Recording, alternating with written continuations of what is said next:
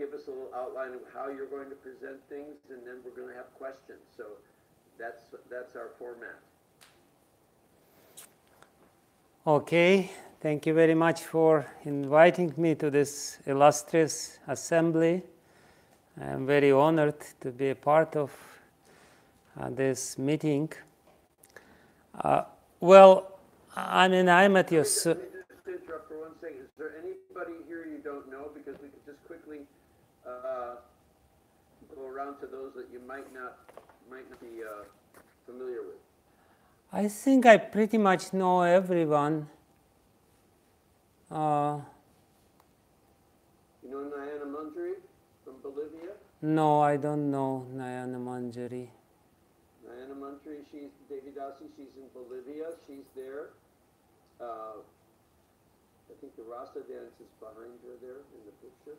The Gitamrita, you know Gitamrita? A lot of women you don't know. Yeah, probably I don't know most of the women. You're right. Gitamrita, she's currently in Paraguay, but she's from Brazil. Where are you now, Gitamrita? I'm in Campina Grande, northeast Brazil. Brazil. And Sati Devi, of course, you know Sati. Yes, I know. And let's see, is there anybody else that you're looking through here that you may not know? I know Mandakini Mataji. Devidasi, do you know Vrinda? No, I don't know Vrinda. She's very active in Canada, has been very active in the leadership there. And Sundari Radha Devidasi, she's from Chicago, and she's represents one of the youth members.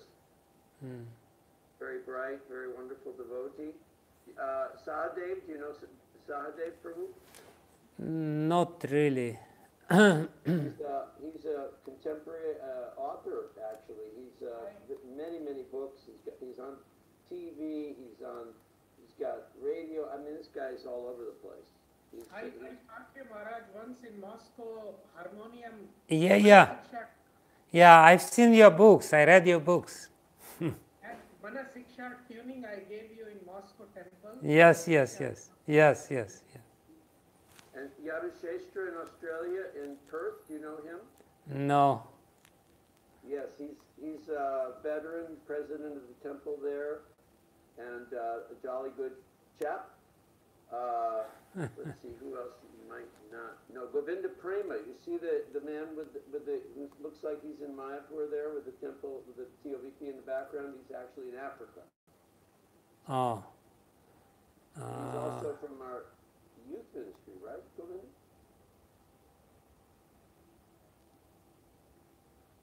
No, Africa. He's representing Africa. Sorry, Africa.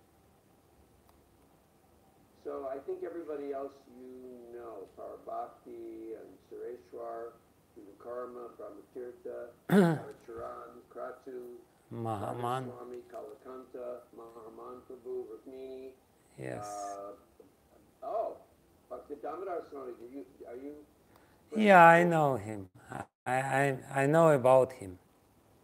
Yes. You know about him? No, I know him. I've seen him. No, I've seen him many times in Mayapur.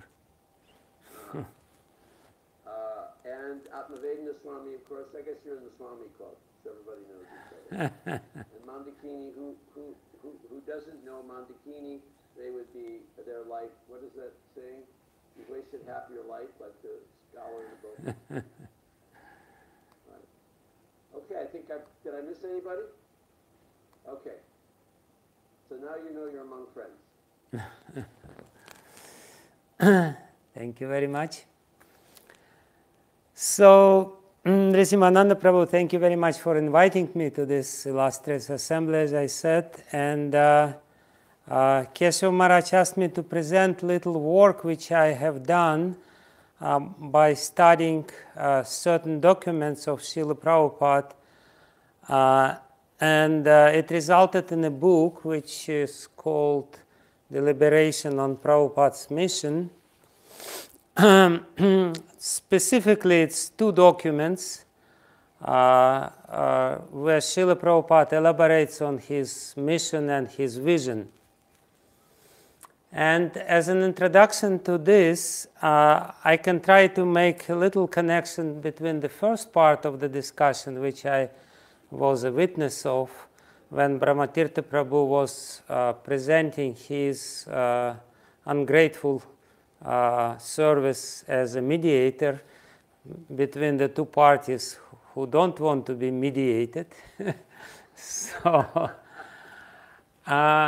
So to make this little connection, what I should say is that the situation which we have in the society at the moment is that we definitely have diversity, but there is less and less unity.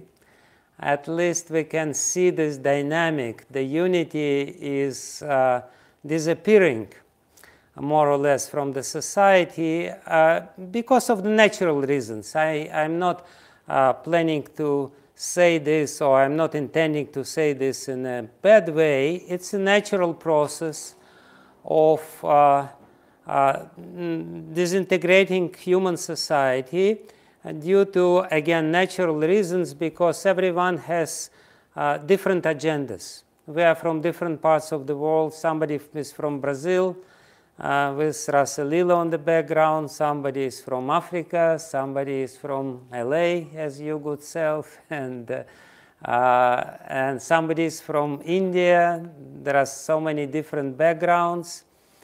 And we also can see that people who join, I could very clearly see that there is a different dynamic if we analyze who joins. Those people who joined in the 70s when Prabhupada started his movement were different than the people who joined in the 80s and 90s. And in different countries, according to the different history of the country, also the dynamics, the social dynamic is different. Like recently I spoke with one Indian leader, and he told me a very interesting thing. He said that before in India, many uneducated people joined ISKCON who were seeking for some improvement of their material condition. And now it's a completely different, completely different group of people who are mostly joining ISKCON, and some of them have very strong nationalistic agenda, Hindutva, so to speak, agenda, and it all influences our society. Our society is very diversified due to its history, due to its, basically history of development in different countries. So, in this condition, in this situation, to try to find a unifying, a very strong unifying principles is very important, and naturally we have to look for these unifying principles in Srila Prabhupada's writings, in Srila Prabhupada's own words. Otherwise, the different agendas which every one of us has, we all have slightly different agenda. Of course, we all ultimately want to come to Krishna, but still, nevertheless, we have slightly different agendas, slightly different emphasis, slightly different interests, material interests in the society. It will inevitably turn apart our society. And it's already doing this. We see this completely, this argument about Vaishnava Diksha Guru. I think it's just the top of the iceberg. It's just the tip of the iceberg, showing how actually divided our society is internally. And it's really difficult situation, and we have to look and to see what we can do to bring more unity within this society. Diversity will be there. There is no doubt about it. It will be there. It's taken for granted. Diversity will always be there. Artificial unity, by imposing artificial unity, we also will not achieve anything. So we will have to seek for unity from the internal unifying principles which are formulated by Srila Prabhupada. And therefore, basically what I'm going to present to you, I was told that I have 45 minutes. Very briefly, I will present my little research which I did on these two documents. These two documents, one is called Constitution of Association. And this document is found in the folio. If you type Constitution of Association, you will find it. And this is the document which Srila Prabhupada entered into his diary just a couple of days before registration of ISKCON. ISKCON was registered in 11th of July, if I'm not wrong, or 11th of June of 67. And just a few days before 7th of the same month, I don't remember whether it is June or July, but it doesn't matter. So just few days before registration, Srila Prabhupada, he puts into his diary this elaborate document consisting of 19 points where he describes the vision of his society, mission and vision of his society. And we know the abridged version of this document. The abridged version of this document is famous 7 purposes of ISKCON, which were officially registered. That is official document which was registered a few days later. But as far as I could see, I tried to investigate the history of this document. I asked Mukunda Maharaj, who was the witness of the whole thing, and by the way, he's the signer under this document. I asked Satsvarup Maharaj, but nobody remembers exactly what happened.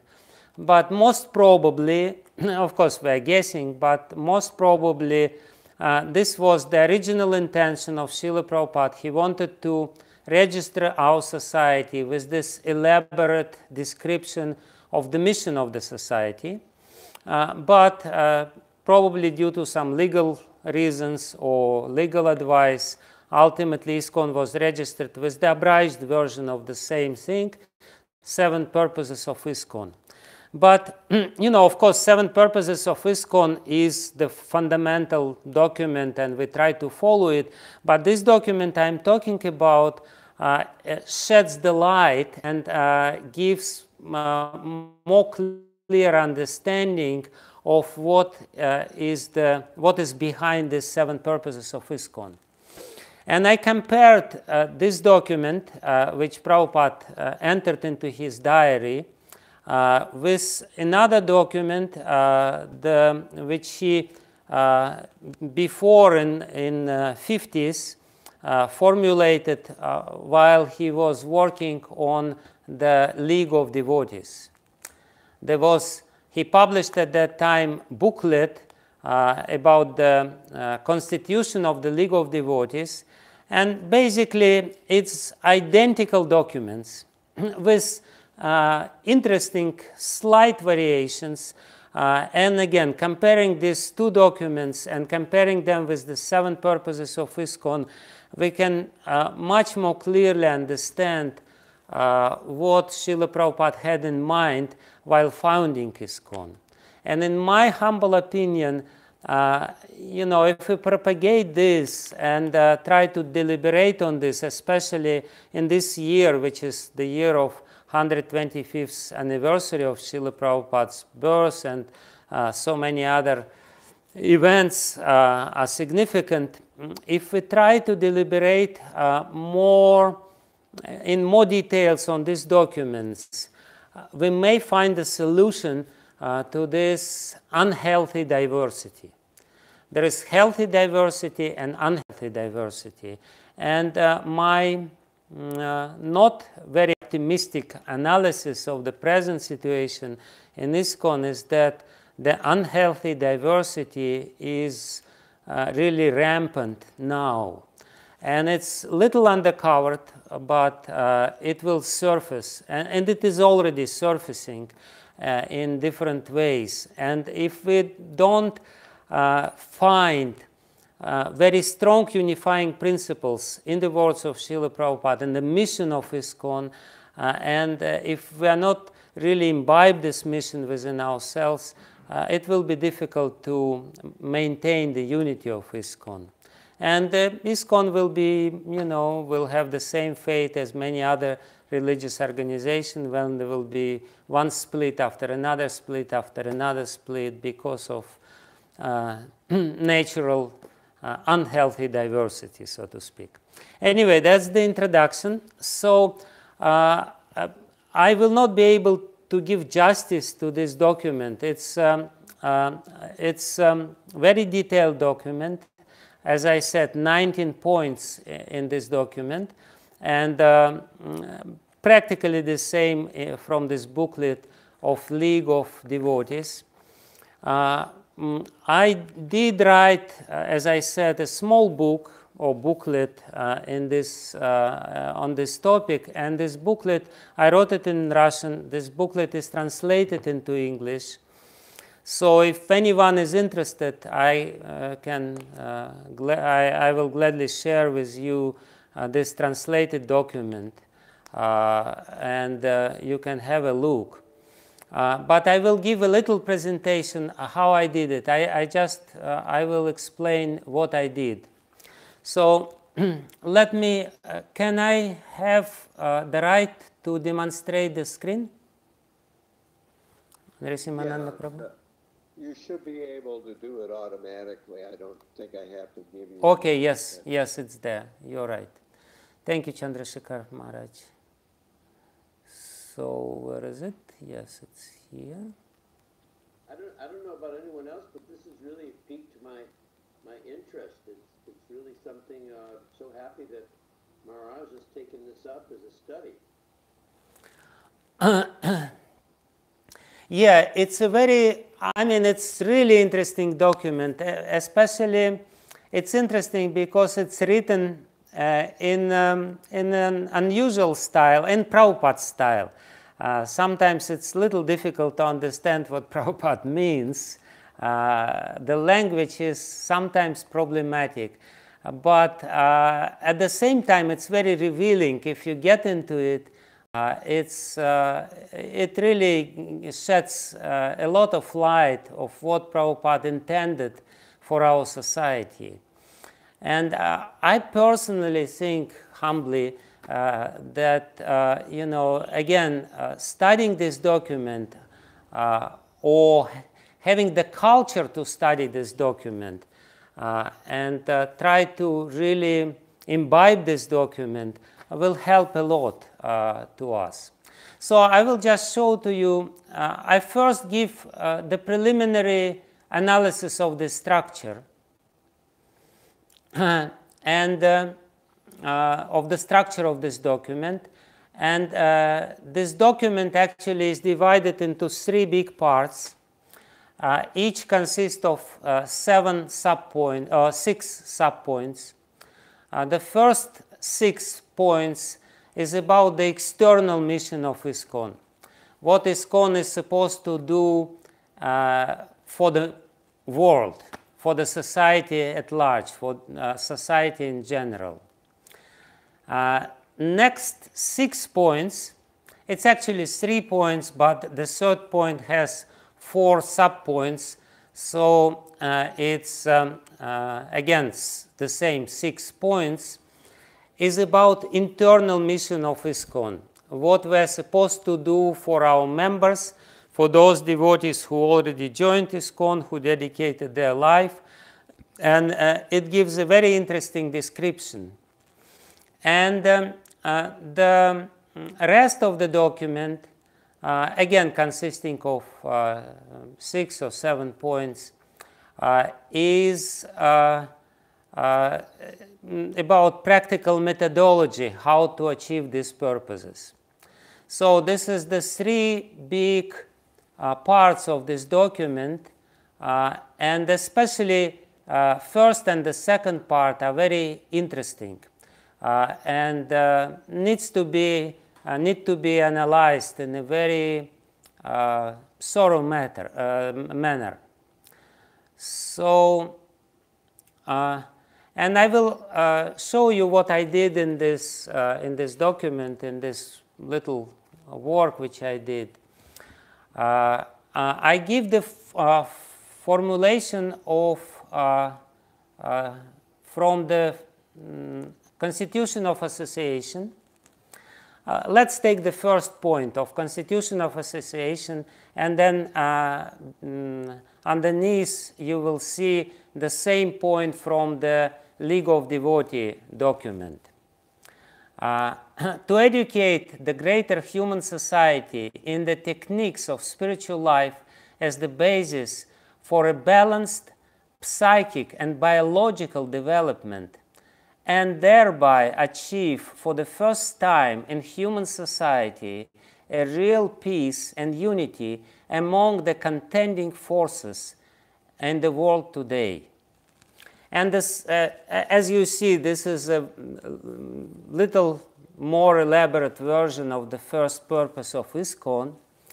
And the same point from the booklet of the League of Devotees: to propagate spiritual knowledge systematically for checking the imbalance of life to the whole race of India and the world over, with a view to educate the people in general in the techniques of spiritual life as the basis for balanced psychic and biological developments of the human race, and thereby achieve real unity and peace of the contending elements of the present world. So as you see, the language is quite special. There is a special flavor in Prabhupada's formulation of this document. But you know, it's very interesting to meditate on these points because it really reveals what Prabhupada means. So what I did, I put point by point these two documents, compare them, and then using other very important documents from Srila Prabhupada, like his letter to Dr. Patel, his essay Gita Nagari, and some other, of course, all other books and writings of Prabhupada, but specifically his documents where he was speaking about his mission.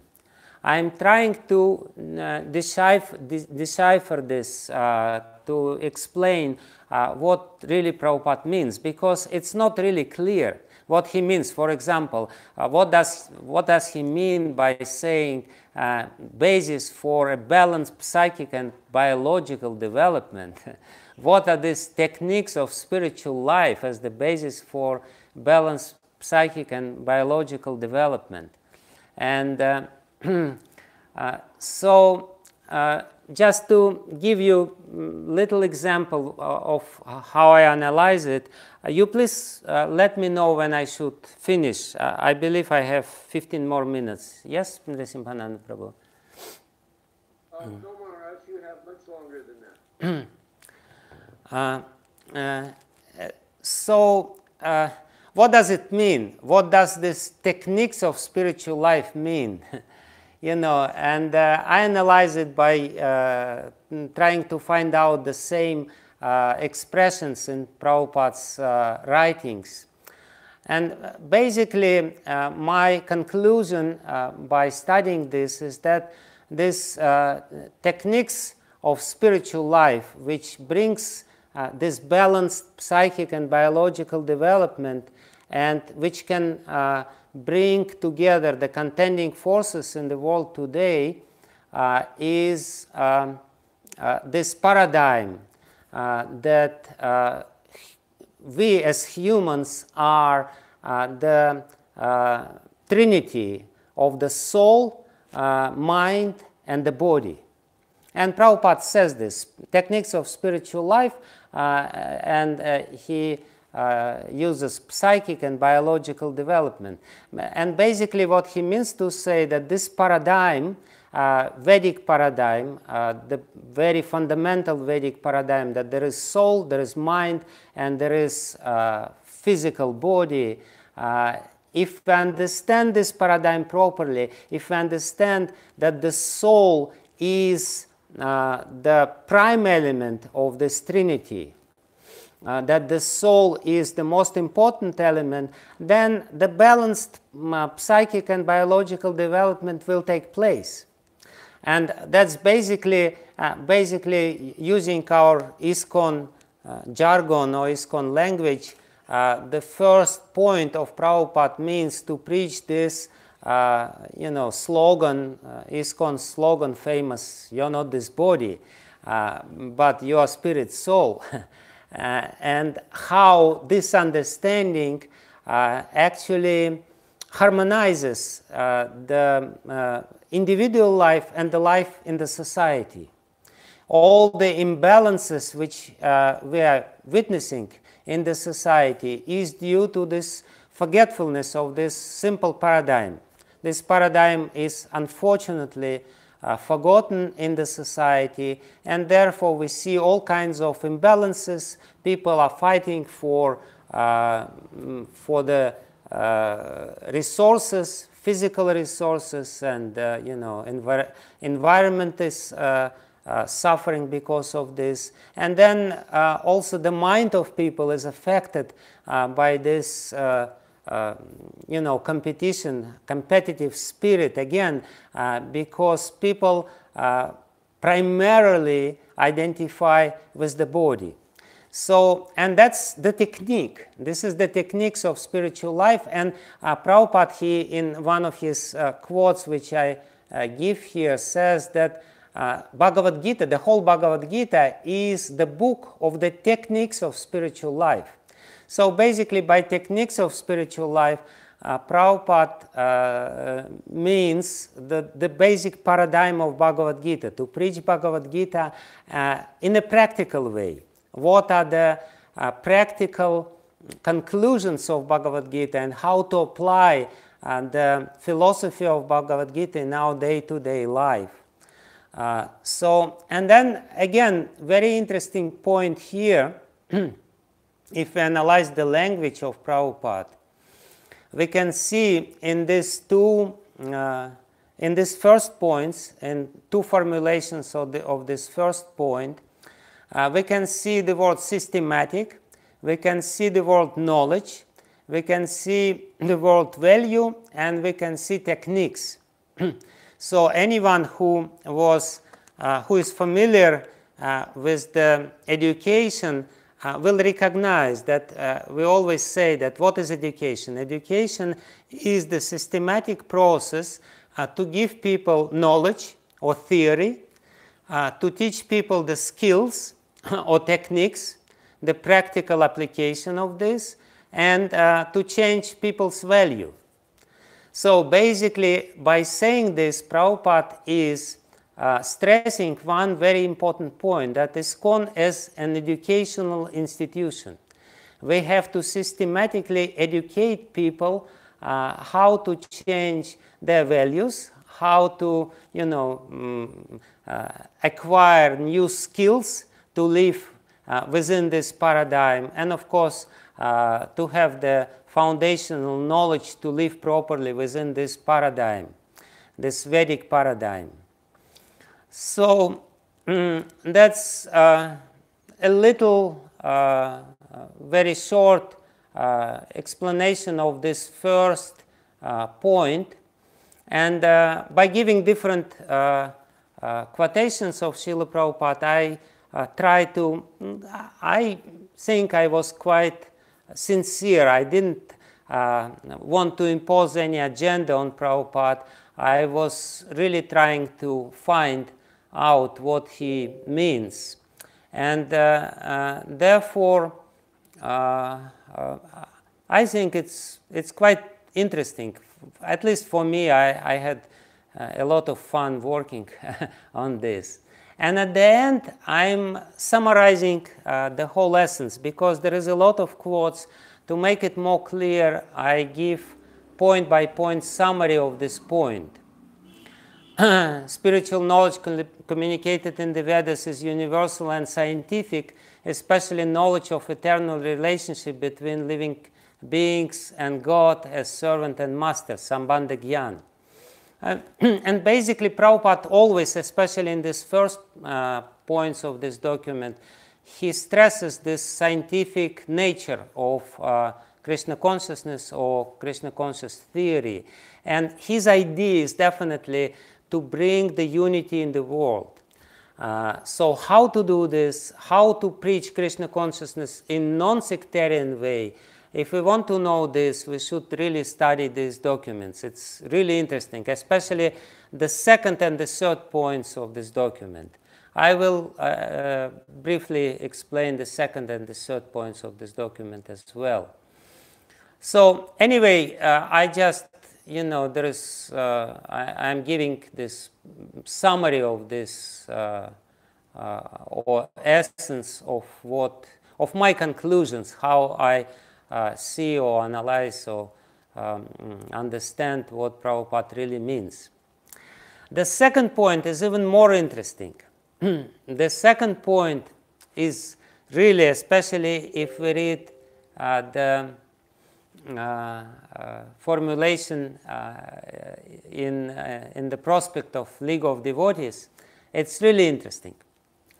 And it's very unusual to propagate the sense of Godhead, sense with the capital S. So basically the concept or the understanding, the sense of Godhead as all attractive personality of primal and eternal form, as he himself revealed in his own words in the Bhagavad Gita, the holy scripture of the Lord Sri Krishna, the Godhead. That's in this Constitution of Association. The same point in the League of Devotees. As you see, it's much more elaborate and very interesting. To imbibe and develop in the mind of the individual soul the all-attractive personality of Godhead, Sri Krishna, in his primeval and eternal form, as he has revealed himself in his own words of the Bhagavad Gita. He has to be known all over the world in a manner as revealed by Lord Chaitanya, who practically demonstrated the transcendental process of approaching the absolute Godhead by his acts of congregational chanting of the holy name of Godhead. There is nothing in the teachings of Lord Chaitanya which is not intelligible by human reasoning or is against any religious feelings accepted by the civilized society of the world. Basically, what Prabhupada says here, it's really interesting. He says that this concept of God as a person can be presented to the people in general in such a way that it will not offend their religious feelings. It will not hurt their religious feelings. It can be presented in a very scientific and universal way that it will be acceptable by any reasonable person, and it actually can unify all the religions within this framework, philosophical framework, which Sri Krishna himself gives in Bhagavad Gita. It's really interesting because usually when we hear about these attempts to unify religion, to help people to get rid of their religious prejudice and so on and so forth, we always ultimately speak about some syncretic religion, which is ultimately impersonalism. Impersonalists, they propagate that if you propagate or preach about the personal concept of God, there will be clash. There will be religious disunity. There will be religious wars. Only the impersonal concept will unify people. But Prabhupada here very boldly and very clearly says, no, there is a personal concept.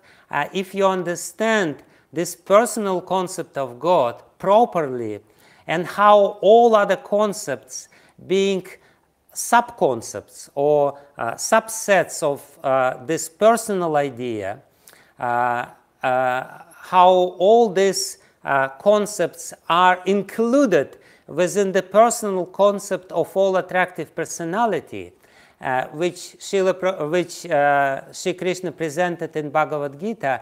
If you understand this, it will be acceptable by any person. It doesn't matter which religion he follows. Any person can basically accept the Supreme Personality of Godhead as all attractive personality, because this is the most complete concept, and whatever concept of God you may have, is included there. And we can clearly show how your understanding of God is already there, included within this understanding or greater understanding of God as an all-attractive person. That's what Srila Prabhupada says here. And I'm analyzing this and showing how Bhagavad Gita actually gives all different... Bhagavad Gita is basically a review of different spiritual conceptions of God. And it's not just a review, it's, how to say this, hierarchically organized review, showing that there is a lower concept and there is little higher concept, and then little higher concept and little higher concept. And I'm showing, the successions of these higher and higher concepts, which culminate in Krishna as all-attractive personality. So this is the different concepts which are there, which are presented in Bhagavad Gita. Bhagavad Gita agrees with this. We can, if we know Bhagavad Gita, we can basically deal with any people who profess or confess any religious ideas and say, yeah, this is there in Bhagavad Gita. Yes, we agree with this. But there is higher concept, a little higher concept, a little higher concept. So I'm showing here in the explanation of this point 6 different concepts which are presented in different parts of Bhagavad Gita in hierarchical way, and how ultimately they culminate in this idea of the personality of Godhead, full of sweetness.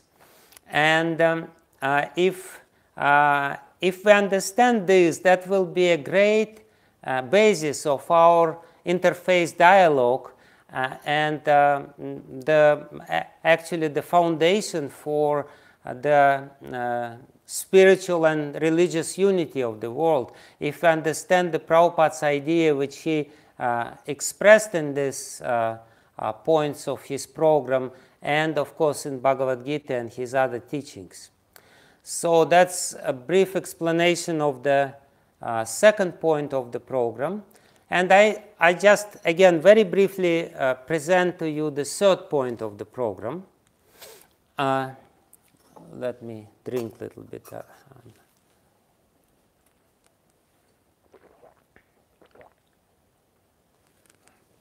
And then I will try to explain the internal structure, how the whole document is structured.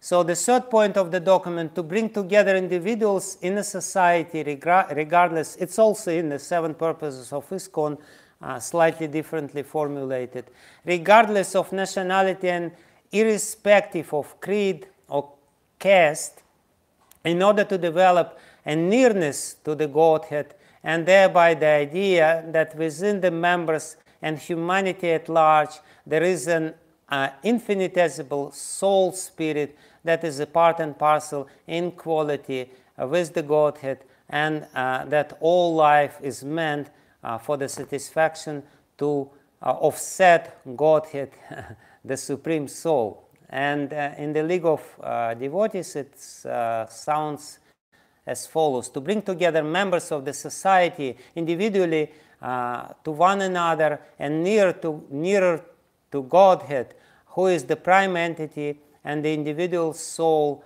are infinitesimal entities, and humanity at large, that individual soul being a part and parcel in quality of Godhead, the absolute whole. They, the individual souls, are meant for the satisfaction of the Supreme Soul, Godhead, as it is revealed in the scriptures. So basically, very briefly, the structure of the first 6 points is like this. First point is the program for our preaching, the broadest vision for preaching, what we should preach, how we should preach this Vedic paradigm. That's the broadest point. Actually, the whole document is structured like a funnel. The broader point is the first one, the next is little more narrow, and it goes like this when it comes to the Society of Devotees.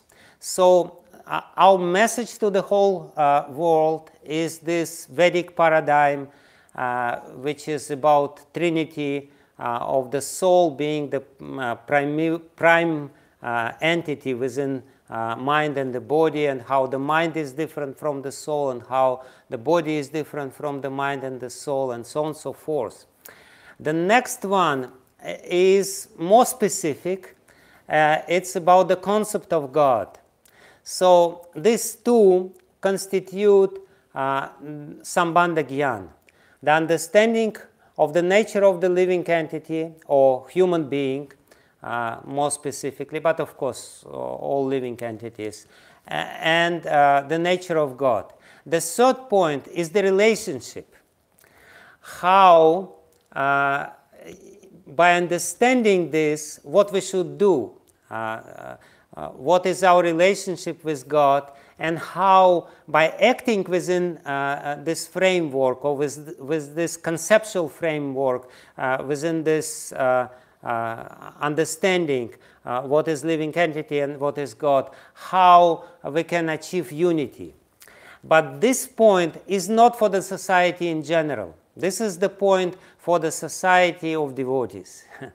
Srila Prabhupada, he's very clear that everyone can understand and be benefited from the first point.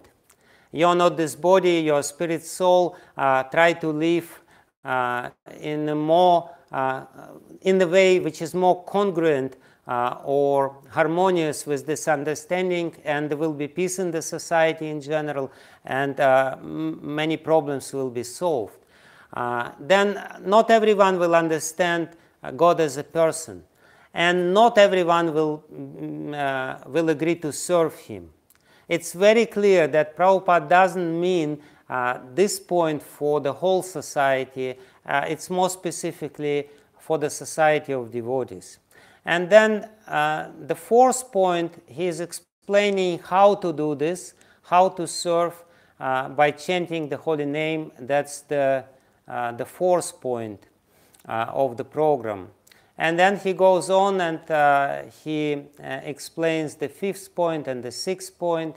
And then from the seventh point, he is much more specific, and he is explaining what we're supposed to do as devotees for the devotees.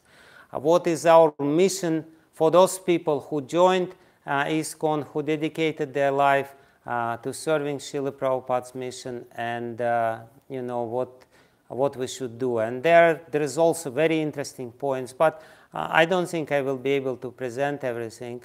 I'm just igniting little interest to this, primarily these two documents, and perhaps if anyone is interested to this little research which I did. So I guess that's it, unless you want me to speak a little more on any of these points, but I don't think it's necessary. Mara, you began by talking about the unity and diversity, and the fact that it's already tearing apart and has been tearing apart is gone. And then you moved into the discussion of this document, which, from what you had, from your preamble, I was expecting would be a deeper understanding of how we could actually create the unity in the diversity. We don't have, as you said, we don't have to consider how to increase diversity. That's automatic. So perhaps you can address the more immediate problems for us that are that you were able to mine from this document of how what would we need to do or what would have to change in order for us to reverse that Pattern. Oh, yeah. Well, I did say what at least one point I did say. In my humble opinion, as I said, the diversity, the unhealthy diversity which we have is because consciously or subconsciously different people have different agendas. And how to change this, we should try to get Prabhupada's agenda. We should try to really establish the Prabhupada's agenda within our mind and within our heart. If this understanding of Prabhupada's agenda will be there, then it will be easier to speak the same language with other people. Now, what I can see, this unfortunate dynamic which Brahmatirtha Prabhu explained and you emphasized, people, they're just speaking the same thing again and again and again. And they don't hear each other. Why? Because they just have the agenda. There is no common agenda. There is no common language. They don't understand each other. So at least one solution could be, let's try to think what is our real mission, not the mission which we superimpose upon Prabhupada or upon the society. But of course, that's one answer to your question. There is another answer to your question. If we more deeply study the ideas of this document, it will give some other answer to this question. Specifically, this third point, which I very briefly discussed. I didn't discuss it in more details. In the third point, Prabhupada says that the key for unity is the service mood. When we have this enjoying mood, consciously or subconsciously, and basically enjoyment, how it may manifest. It may manifest as, in a subtle way, I know better. I'm the better knower of the Shastras, everyone should listen to me, and so on and so forth. So Prabhupada was very proud that he created the unity among different nations and everyone. And the secret of this unity is that everyone is steeped or established in this service mood. But when there is no emphasis in the service mood, then the natural tendency for the mood of enjoyment is manifested. And we know that variety is the mother of enjoyment. So diversity is a natural byproduct. Unhealthy diversity is the natural byproduct of this tendency to enjoy within ISKCON, so to speak. So it's interesting, again, if we analyze how Prabhupada saw it, and that's, I'm not speaking, we unfortunately, we have been talking about these things too often, and sometimes these words don't register within us. But actually, this is a very practical program, how we can really reinforce this service mood within our society. You probably witness of it, and I definitely, within my limited experience within ISKCON, see how this tendency, more or less, to enjoy within ISKCON is manifesting more and more, even in different programs which we have. Like, too many festivals which we have. Oftentimes the spirit of these festivals is quite an entertainment. There is no depth of this service moods. I'm not criticizing anything, but there are some subtle tendencies which are creeping in, and when people are talking with each other and cannot really hear what other people say, it's basically a manifestation of this enjoyment mood. I know better who you are to say. You're Mlechar, you're from America, and I'm from this background, or vice versa. You are just uneducated, or this and that.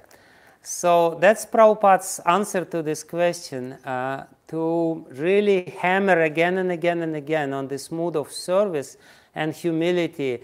This unhealthy diversity is a result of the opposite tendencies, which unfortunately become quite prominent within the society as the time goes on.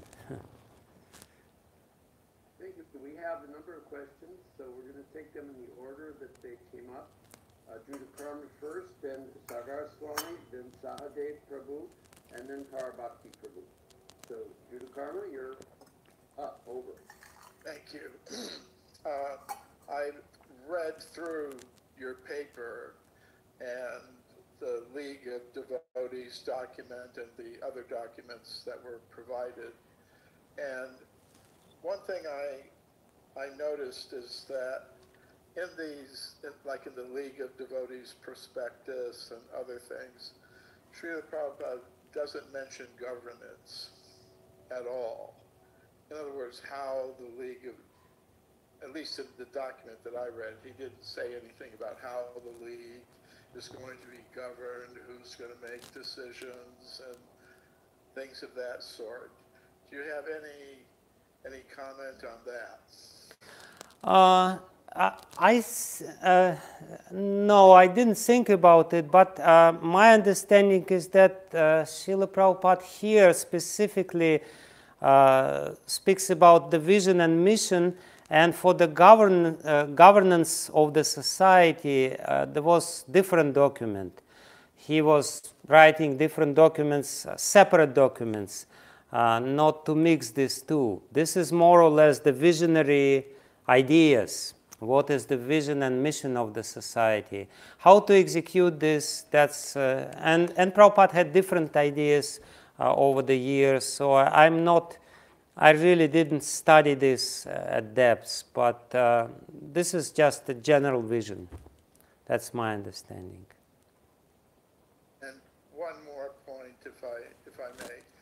In the League of Devotees document, he makes the statements that 95% of the world's population is being exploited by, the 5% of polished demons who are, in other words, the leaders of society. And then he goes on to say that the League of Devotees can benefit both of them, both the 5% and the 95%. So I thought that was an interesting way of him identifying his League of Devotees as, in one sense, a revolutionary group, to cause a spiritual revolution in society on behalf of the 95%, but also the 5%. Interesting. Yeah. Thanks a lot. Over.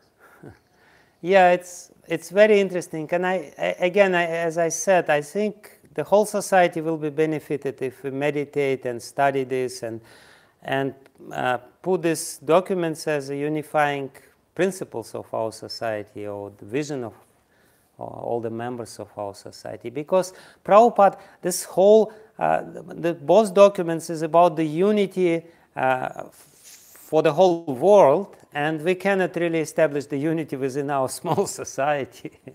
So it basically means that something is wrong, that we are not really following Prabhupada's program, and that has to be seriously analyzed. Why?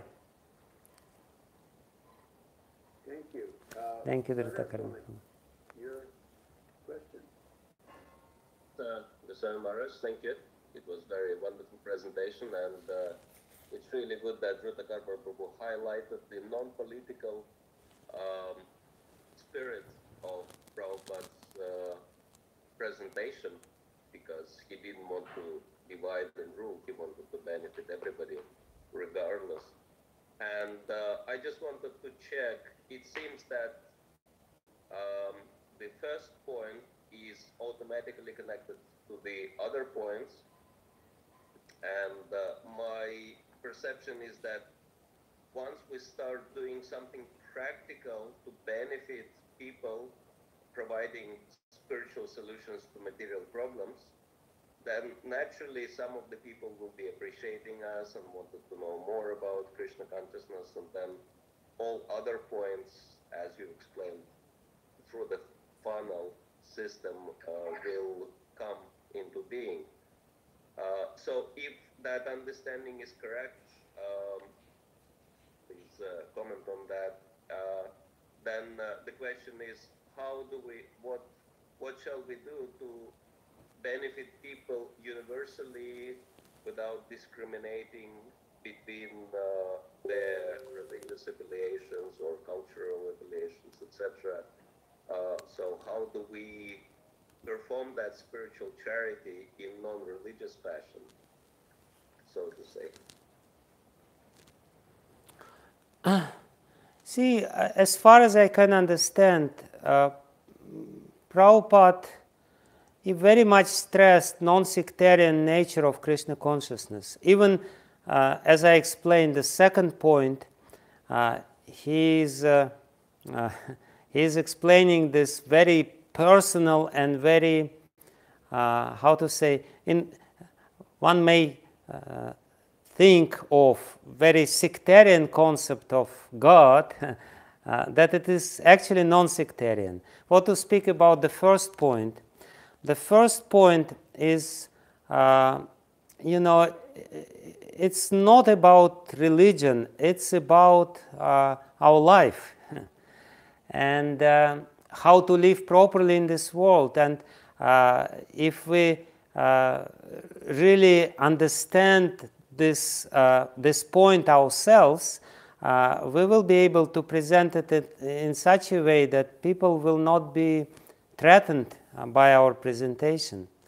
Actually, I remember very much when we just started preaching in Russia and we started mass distribution of Bhagavad Gita, there was one letter which came after this campaign of distributing Bhagavad Gita, which touched me very much. The lady wrote, thank you very much for distributing these books. I read your Bhagavad Gita, and for the first time I really started to understand what is there in my Bible. And she specifically said my Bible. She was not going to change her religious affiliation, but by getting this non-sectarian, scientific, rational framework, philosophical framework, she could understand. And there are so many such people who really start to understand what religion, what their religion is all about by understanding what this rational science, spiritual science, presented in Prabhupada's books. So really, open-minded people will not be threatened, and we can very boldly present it in such a way that nobody, will be offended by this.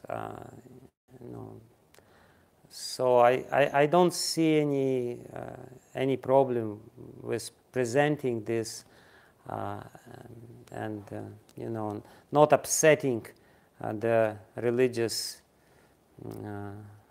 sentiments of other people. Okay, Sahadev, are you done, Sagar? Thank you, Maharaj. I just wanted, maybe you could give some examples. How could we present our spiritual knowledge and practices in universal, spiritual, but not religious fashion, as if they say nowadays? Well, this simple paradigm, Brahmatirtha Prabhu is here, Drutakarma Prabhu is also here. They're all pioneers of Bhaktivedanta Institute. And this is the foundation of the whole presentation of Bhaktivedanta Institute, that there is body, physical body, there is mind, which is subtle matter. Most of the people, even those people who say that mind is not, that there is some non-material principle, they somehow or other don't understand, don't distinguish between this non-material principle and the mind. So even in this very fundamental and very basic point, we have advantage that there is that the mind is a subtle matter and there is a soul which is ruling and which is the guiding principle in this trinity of body, mind, and soul. So there is nothing, this can be presented in a very, very, very non-sectarian way, easily, no problem. So, and the practical conclusions of it are very profound. If we think, the problem is that if we think we are the body always lacks something. And if we have this physical conception, there will be always this rampant competition between different people. But if we are soul, and then we don't need to compete with others. And you know better how there are so many preachers who presented it in a very nice way. The practical conclusions. It's basically, if we are soul, then other people are also soul, and therefore we're not supposed to kill other living entities. And, that's the first point of this. And of course, vegetarianism is coming from this, but not just vegetarianism for the sake of vegetarianism, but vegetarianism for the sake of the soul, with the understanding that we're doing the charity for the soul. Anyway, it's a big topic. The whole elaborate program of how to preach this can be designed just by meditating on these ideas of Prabhupada. And actually many preaching programs. One of this is, of course, Bhaktivedanta Institute. Sahadev Prabhu. Thank you, Maharaj. Just to thank you and congratulate you. This is very exciting and inspiring. This is something very important and something very practical I have heard in a long time. There is hope, Maharaj, as long as leaders like you are discussing and mindful of Srila Prabhupada's agenda. And 7 billion people are there with 7 billion agendas, and even an ant is here to express itself. So Maharaj, you have brought out something very important. And universe of bhakti is huge, but we belong to this segment called Prabhupada Nudas. So, as you pointed out, the differences have started surfacing already. So Maharaj, just I wanted to comment that in our quest for Krishna consciousness, we cannot afford to lose our Prabhupada consciousness. We may not have even begun to understand the greatness of Prabhupada. Just I wanted to tell one point that Bengali of Srila Prabhupada predates the Bengali of Lord Chaitanya era. Who was he actually? So Prabhupada consciousness is even broader and includes Krishna consciousness. I mean, even Krishna claims being conscious of his devotee is greater than being conscious of him. So Maharaj, we have no common ground other than Srila Prabhupada. So, yes, you are from Russia, we are from India, and so many differences. But Prabhupada is the connecting thread which connects all the terms of your movement. So thank you, Maharaj, from the bottom of my heart. Hare Krishna. Thank you. Thank you. Thank you, Parvati. Hare Krishna, thank you, Maharaj, for your wonderful explanation. I have two considerations about that. You say that now we are facing with a lot of differences compared to the beginning of our movement. But of course, at the beginning of our movement, most of the devotees they were coming from the same background.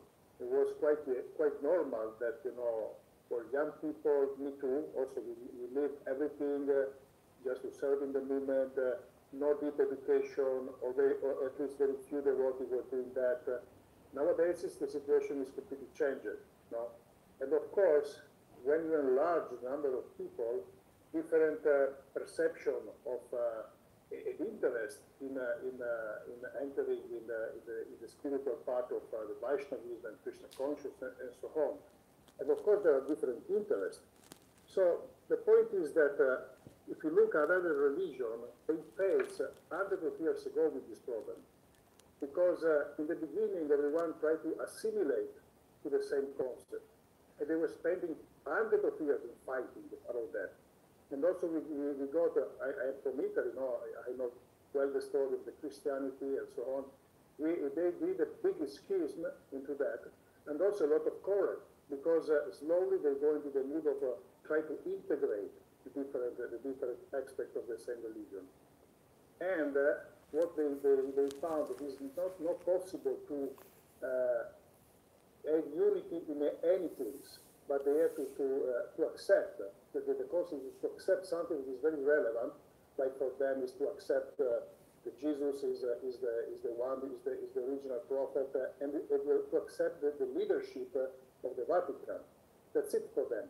Otherwise, you can find a different current inside that. You have the Benedictine, you have the Franciscan, but you have to remember that Franciscan they has been hundreds of years disconnected by the Vatican. Just recently, the last decades, they become recognized and admitted again in the Vatican. So my point is that we cannot, more we become bigger, more we become difficult to have the same mood, the same way of thinking. You have to look much more into the integration. And you have to find a way. I don't say that you have to copy what other religions they do, but at least you have to look into that. And as far as I understand, also Srila Prabhupada encouraged us to look into the others, just to find that the best way to grow up the movement without pushing to have the same mood, the same idea. Of course, the mood of service has to be there. This is some basic principle. But the other, you have to harmonize the difference. That's my opinion. I don't know if you have something to say about that, Maharaj. Yeah. Thank you very much, Parabhakti Prabhu. And I will also, maybe answering this, I will also touch the question of Dhruta Karma Prabhu, which he asked regarding the how to govern or how to basically,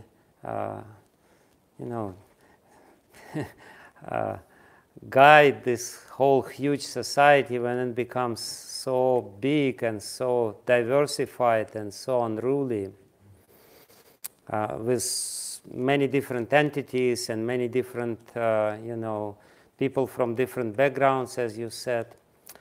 There is a way still.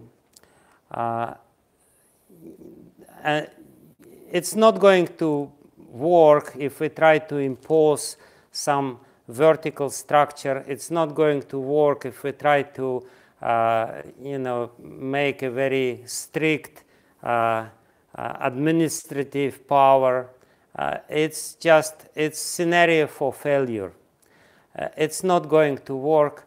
Any dictatorship or whatever, our society is as such that we don't really have all these mechanisms how to govern by this material means.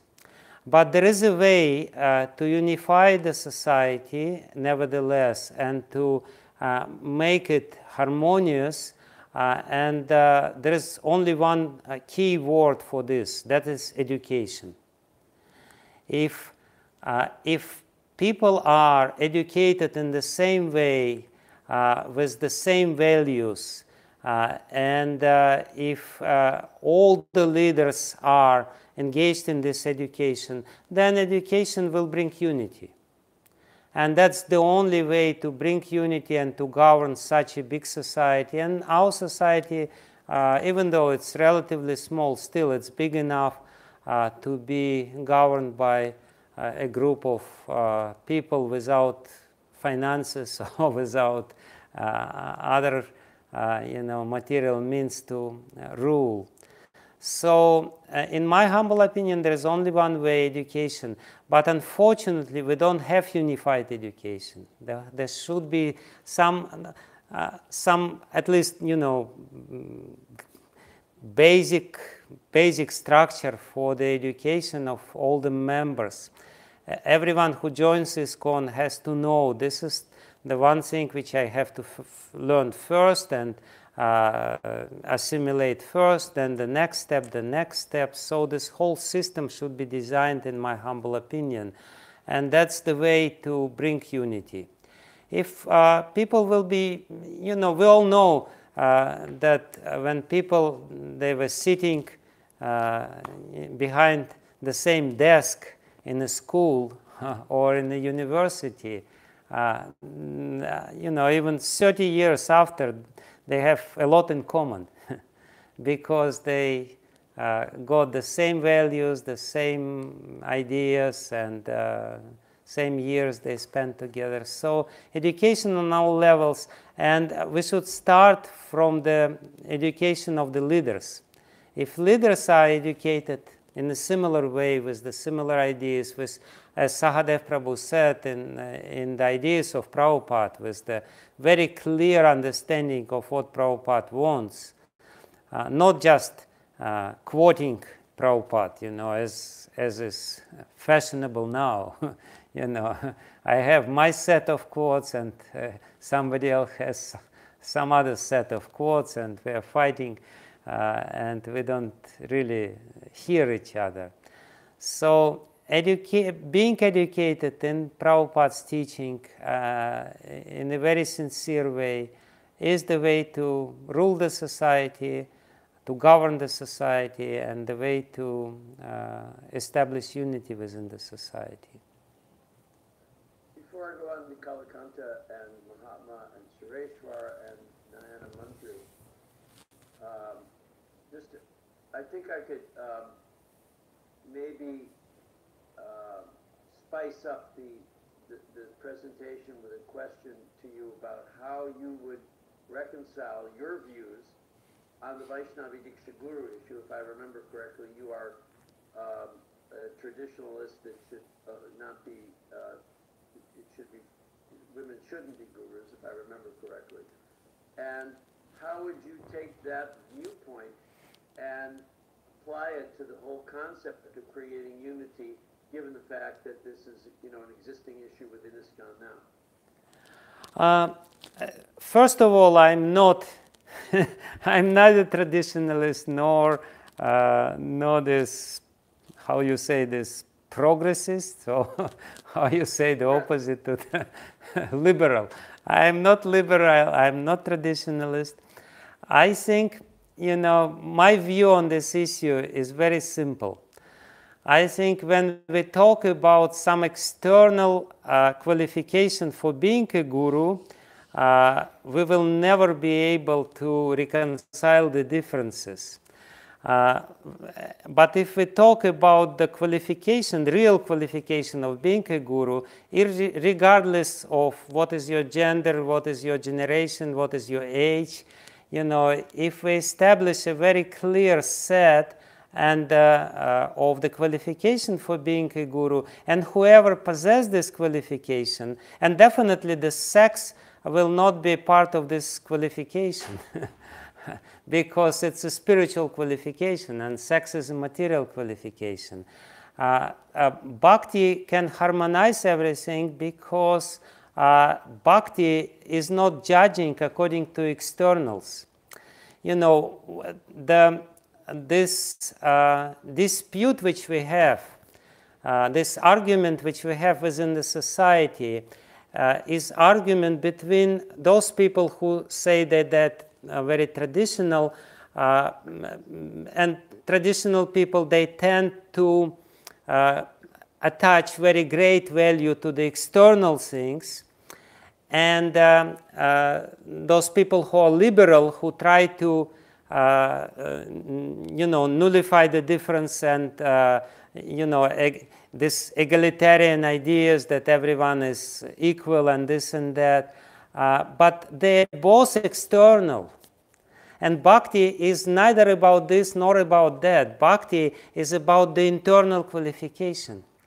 And if we try, and it's more difficult. It's very simple, easy to judge according to external qualification. Yes, somebody is woman, so she shouldn't be a guru, or you know, somebody is woman, therefore she should be guru. She has the right to be a guru. No, both are wrong, you know. If we try to establish the internal set of qualification and judge according to the internal set of qualification, then there is no argument, because internally there is no difference between, there is no difference, you know, on external level, but, you know, still there is internal qualification.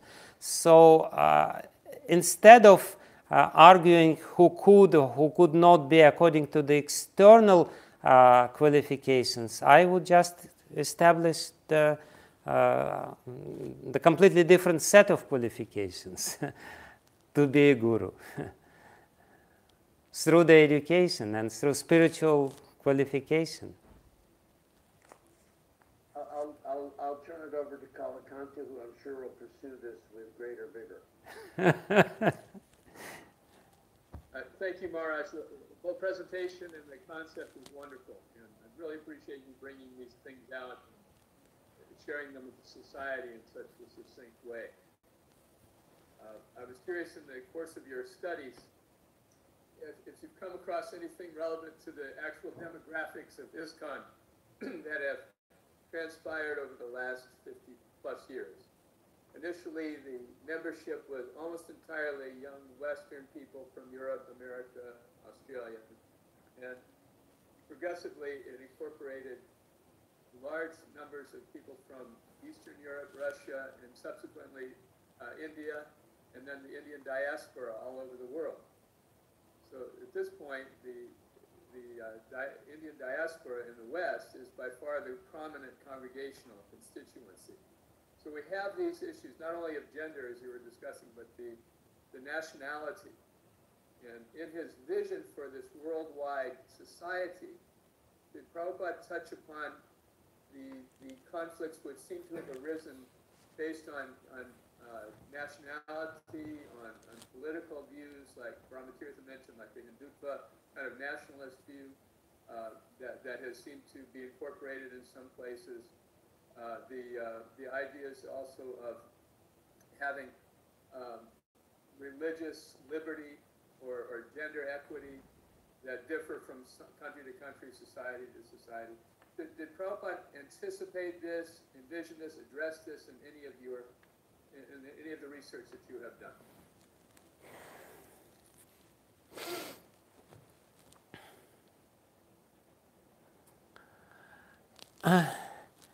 Well, definitely Prabhupada addressed this sort of stuff. maybe not so directly as as we would require at this day and age, but in general, I would say that Prabhupada, we all know that traditionalists, they blame Prabhupada that he is too liberal, and of course liberals, they also said the same about Prabhupada, that he is too traditional. I'm quoting Allen Ginsberg, who was saying that Prabhupada, that Srila Prabhupada, I love him, but he's so outdated and so utterly traditional that he will not have any success. So Prabhupada, he was definitely a mixture of both, not mixture, synthesis of both. And in my humble opinion, this synthetic power, the power to synthesize these two tendencies, is the power of bhakti. Because love is very traditional and at the same time very liberal. So what I should say is that, my analysis, my philosophical analysis of these two tendencies, those who are traditional, they have leaning towards this karma tendency, karma kanda tendency, with very strict hierarchical structure, this and that, and traditional values, all these elements. This is all karma kanda, strict purity, all this, and basically very strict hierarchy. And those who are into this liberal thing, their leaning is clearly towards the jnana side. Everyone is equal. This is jnana, basically. We're all the same. This egalitarian idea, it's covered or not so covered in personalism. So we have jnana and we have karma. The jnana is the thesis, and karma is the thesis, jnana is the antithesis, and bhakti is the synthesis. Bhakti takes this understanding that there is a hierarchy, and Prabhupada was very much stressing this point. He was saying that, we are not equal, women are not equal than men, and, we are not equal. He's stressing that there is a hierarchy. So he was taking this, but at the same time, he says that from the spiritual point of view, we're all equal. From the material point of view, we will never be equal. From the spiritual point of view, we will never be different. We by nature are equal. So, and how to reconcile this? And, these two tendencies, karma and jnana, they are fighting, from eternity, from the time immemorial, and they don't, and the only reconciliation is bhakti, because bhakti respects hierarchy.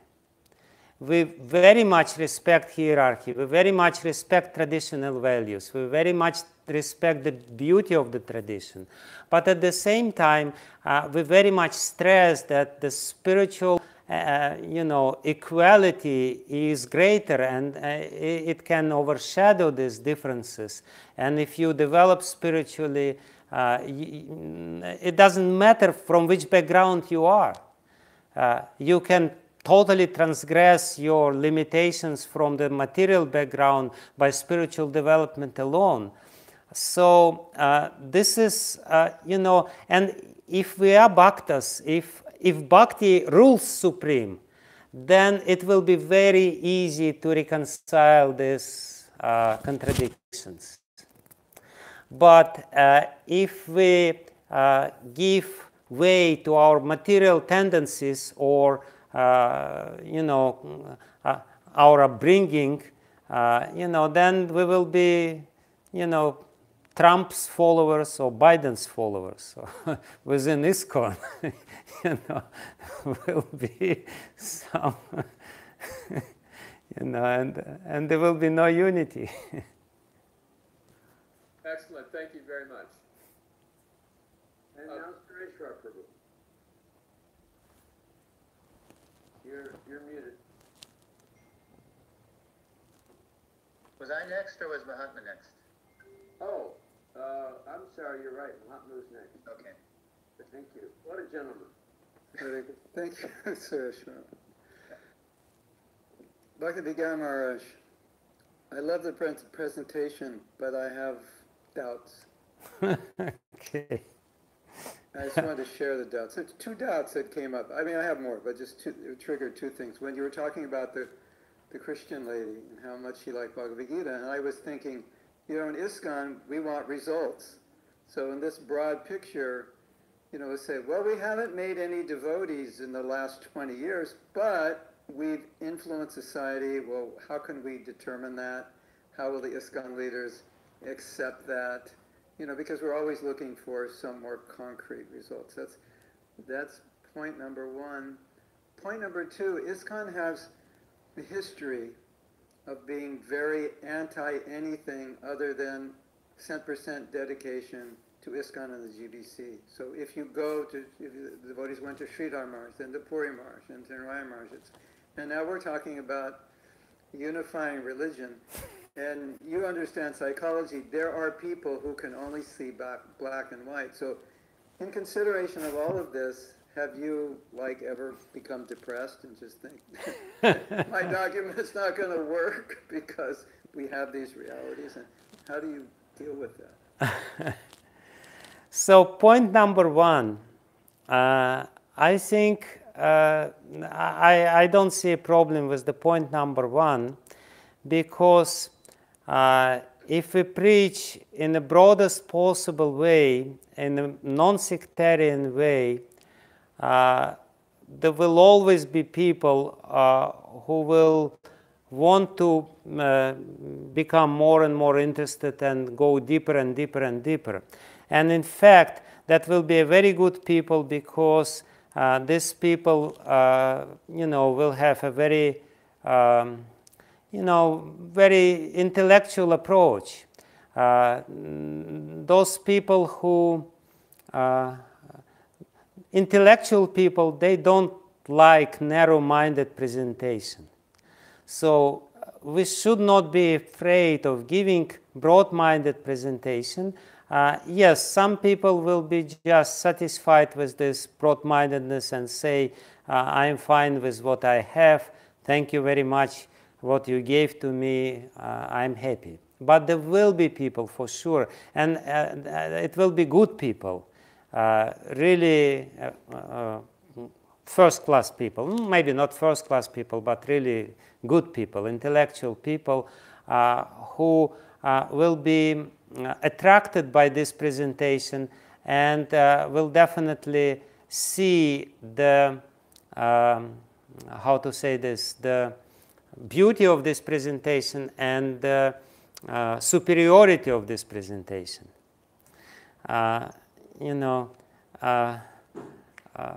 As there is a joke that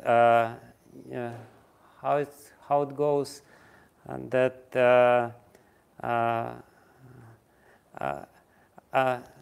that every other religion says that this is the best religion, and we don't say that we're the best religion, therefore we're the best religion.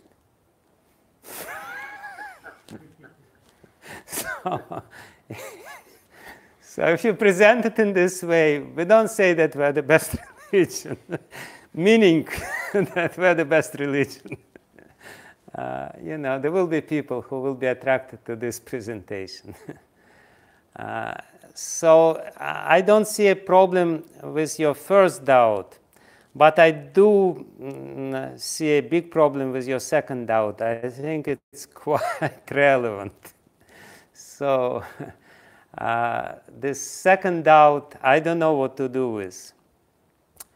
But I personally think that the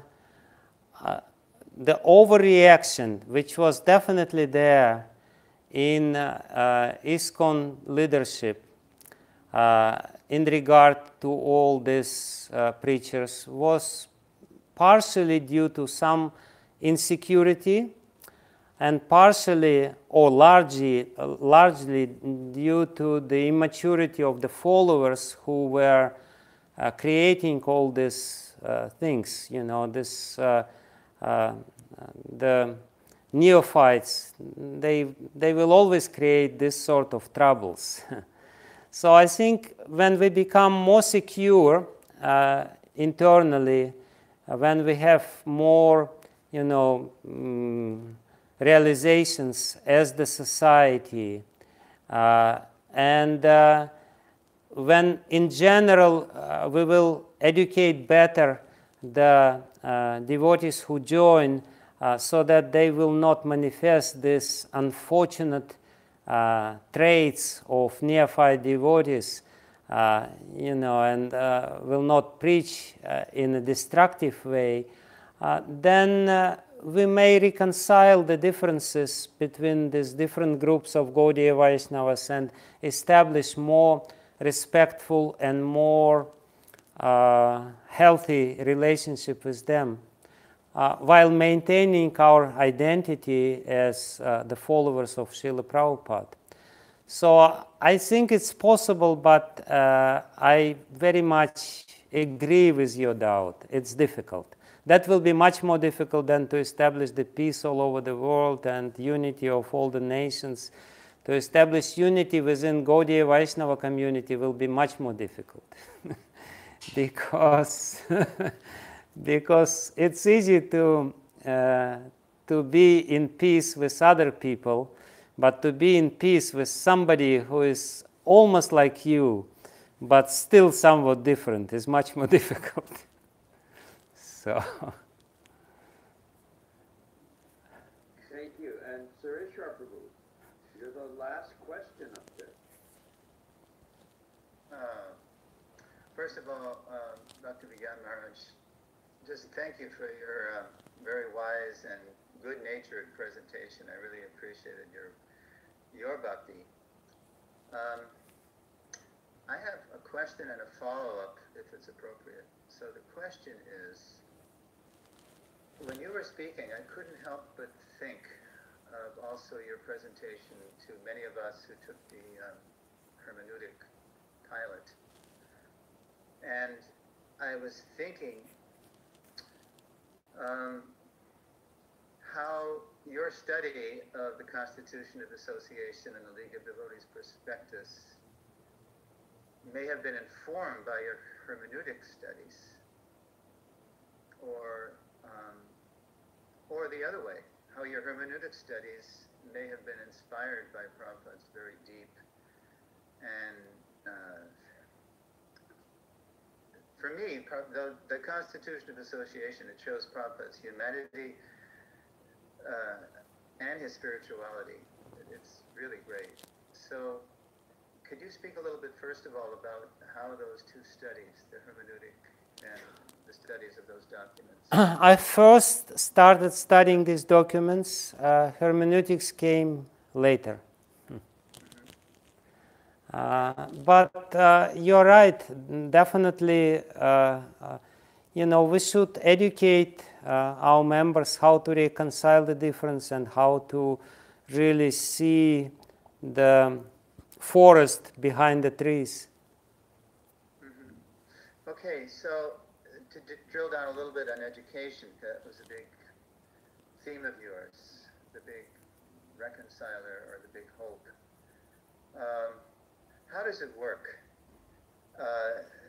that we all have our agendas, conscious or unconsciously? We bring our prarabdha karmas, you know, to the hearing process, and they sometimes get in the way. So are you hopeful, or how does it work, that we bring our agendas to the table, to the family table, where we have all the fights, and then those agendas, they get in the way of discovering our common interests beneath our agendas. So how does the hermeneutic process actually expose our agendas to us and bring us to some deeper unity amidst our dizzying diversity? See, that's the main point of real education. When we understand that education implies transformation, not just, external education, external understanding of, changing slightly our worldview, but if we understand that real education implies or requires the deeper internal transformation, including the agendas. The agendas can be changed through the education if the education is proper. I don't say that any education, any theoretical education has this effect. But at the same time, we all know that even just reading Srila Prabhupada's books is a transformative experience. There is some transformation, especially if we do it systematically, if we do it within the society of devotees, if we discuss it deeply, then transformation will take place. But if we also, make sure that there are some other, and then of course the teacher is very important. If the teacher influences you, if the teacher himself has a very profound realization, then his realizations are shared with you in the process of education. He may be speaking something, but he also is transferring in the meantime his experience and his realizations to you without even speaking about them explicitly. This process is taking place. That's neuroscience. Neuroscience says that, if you're learning something from somebody who has a lot of experience, you're getting his experience. No matter whether he speaks about this explicitly or not, still some transformation will take place. So when I speak about education, I mean transformation. And of course, we have to make sure that the whole process of education is transformative, that it's not theoretical. And therefore, of course, the online education should not be the most important education. Of course, nowadays you cannot really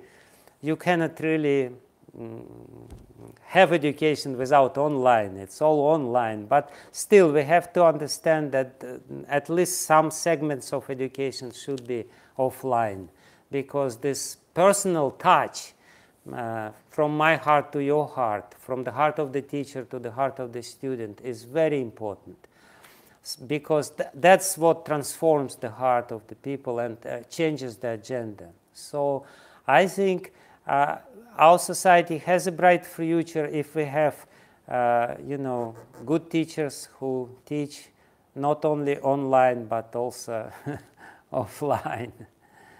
Yes. And of course, hermeneutics, the whole process, hermeneutical process, is very transformative itself.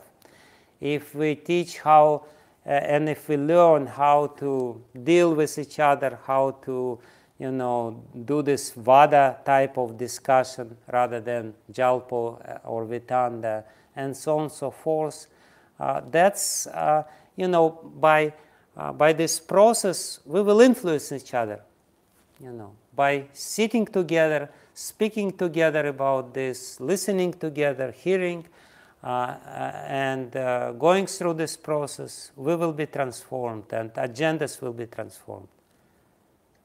Thank you for giving us hope, Maharaj. So, if I may extrapolate from your prediction, Maharaj, then next week's meeting of the Vaishnava Diksha Guru proponents and opponents will end up with a unified and happy conclusion. Is that correct? Only in person. Not online. Yeah, only if it will take place in Govardhan. By the influence of the holy place. As they say, hope springs eternal.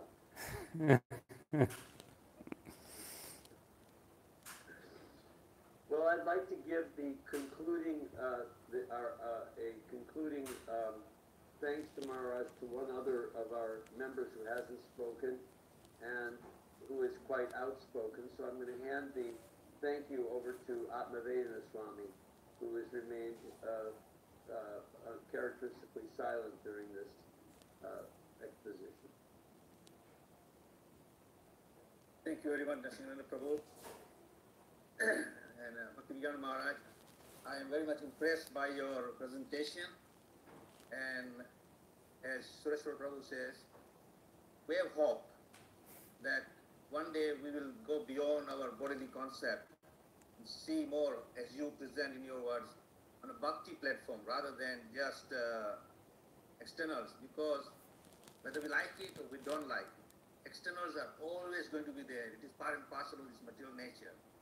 But by Prabhupada's mercy, he has brought down something which is very unique. And it is not his own, but he is presenting Krishna from Bhagavad Gita as solely based on spirit soul rather than material platform. So I am very much impressed, and I don't have much to say, but I thank you very much from the bottom of my heart that maybe your perseverance in producing this document will go wider in our society, and I hope the result of that is that some very solid platform of education will arise from that. Hare Krishna. Thank you, Atmavedana Maharaj. Thank you. So on behalf of all of the Sabha members, we are very grateful for your time. We'll be looking forward to getting the document, which we got translated, but it has a lot of anomalies in it. So if we can get out, I think that Maharaj is going to get your better translated copy to us so we can look at that instead. And I really appreciate your coming on. Would you be willing to make another appearance in the future if we request it? Yeah, I'm your servant. I'm your puppet. Whatever you like. Well, in that mood, then we will kindly look forward to another session. Who knows when, but thank you again. It's always wonderful seeing you and having your Sangha. Thank you. Thank you, Narasimhananda Prabhu. Thank you. Thank you very much for also this analysis of gurus which you presented to us. This guru we're going survey. to continue with our meeting. We have 10 more minutes, so we're going to get a couple more reports. Okay. Thank you again for Thank you. attending. Thank you.